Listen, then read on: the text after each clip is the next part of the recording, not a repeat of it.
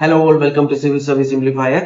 നമ്മുടെ രാജ്യത്ത് നമ്മളുടെ ഭരണഘടന നമുക്ക് അനുവദിച്ചിട്ടുള്ള മൗലിക അവകാശങ്ങളുണ്ട്. എന്നാൽ പലരും ഈ മൗലിക അവകാശങ്ങൾ മറന്നു പോകുന്നത് എന്തുകൊണ്ടാണ്? നമുക്ക് വീഡിയോയിലേക്ക് പോവാം.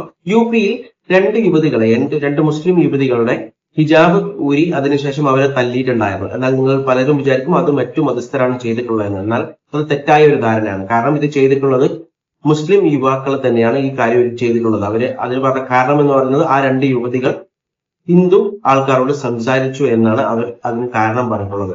എന്നാൽ നമ്മളിവിടെ മനസ്സിലാക്കേണ്ട ഒരു കാര്യമുണ്ട്.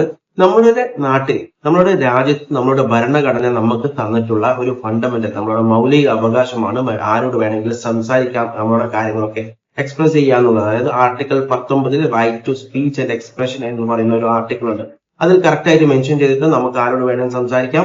അതുപോലെ തന്നെ നമ്മുടെ ഫണ്ടമെന്റൽ റൈറ്റ്, നമ്മുടെ മൗലിക അവകാശമാണ് നമുക്ക് എവിടെ വേണമെങ്കിലും ട്രാവൽ ചെയ്യാം, നമുക്ക് എവിടെ വേണമെങ്കിലും സഞ്ചരിക്കാം എന്നുള്ള ഒരു കാര്യം കൂടി.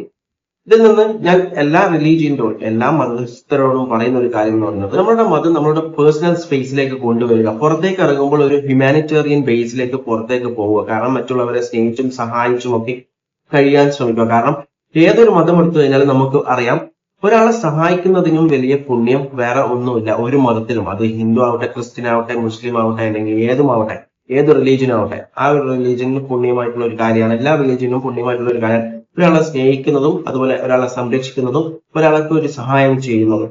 അതുകൊണ്ട് എല്ലാവരും ആ ഒരു ബേസിൽ, അതായത് നമ്മൾ പബ്ലിക് സ്പേസിലേക്ക് ഇറങ്ങുമ്പോൾ നമ്മൾ എല്ലാവരെയും തുല്യമായിട്ട്, ഈക്വൽ ആയിട്ട് കാണുന്ന ഒരു രൂപത്തിലേക്ക് വരിക. ഓക്കെ, വീഡിയോ ഇഷ്ടപ്പെട്ടാൽ ലൈക്ക് ചെയ്യുക, ഇൻഫോർമേറ്റീവ് ആയി തോന്നിക്കഴിഞ്ഞാൽ മറ്റുള്ളവരിലേക്ക് ഷെയർ ചെയ്യുക, ആൻഡ് നിങ്ങളുടെ അഭിപ്രായങ്ങൾ കോമെന്റ് ചെയ്യുക.